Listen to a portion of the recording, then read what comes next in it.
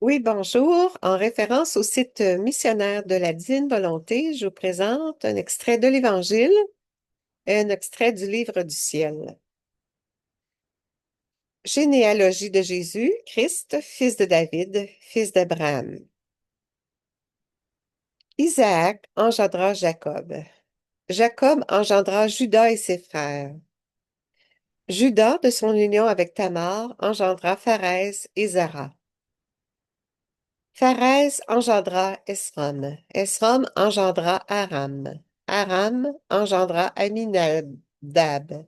Aminadab engendra Naasson. Naasson engendra Salmon. Salmon, de son union avec Rahab, engendra Boaz. Boaz, de son union avec Ruth, engendra Jobed.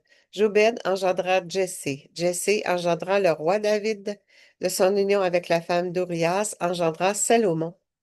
Salomon engendra Roboam. Roboam engendra Abia. Abia engendra Asa. Asa engendra Josaphat. Josaphat engendra Joram.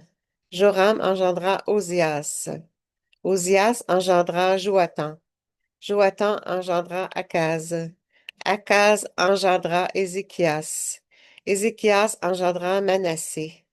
Manassé engendra Amon. Amon engendra Josias.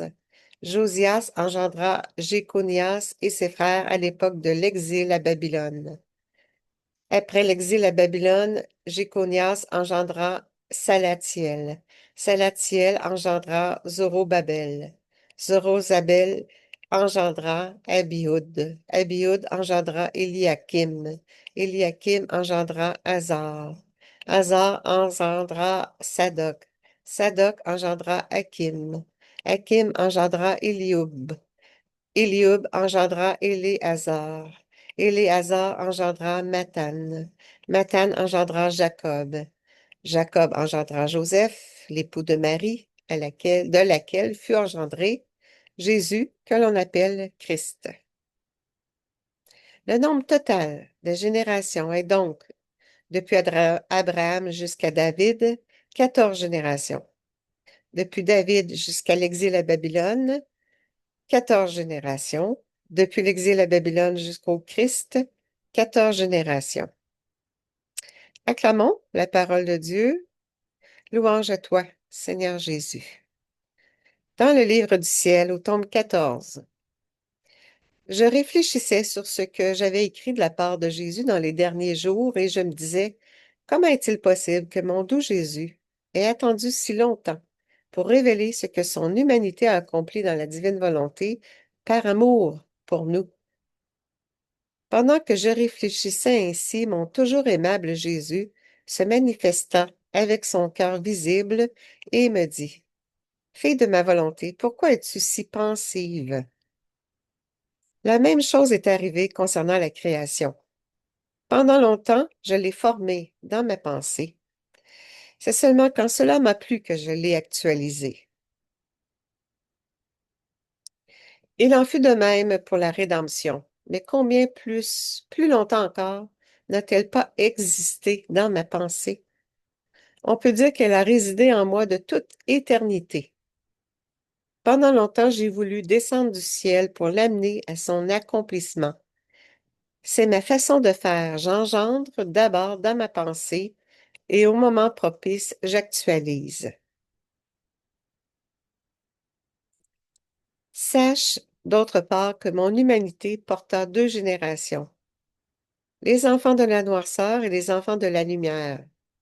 Je suis venu délivrer les premiers, et pour cela j'ai versé mon sang.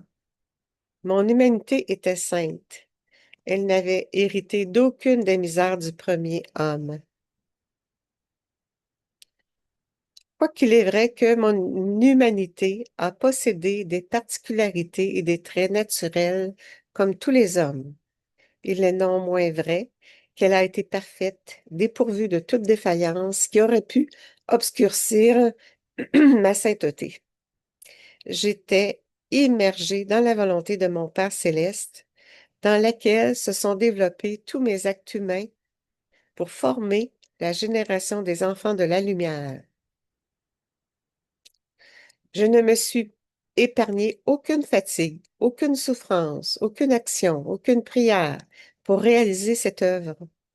En fait, cette génération de la lumière a été la suprême motivation pour tout ce que j'ai fait et souffert. C'étaient ces enfants de la lumière que le Père céleste m'avait confiés avec tant d'amour.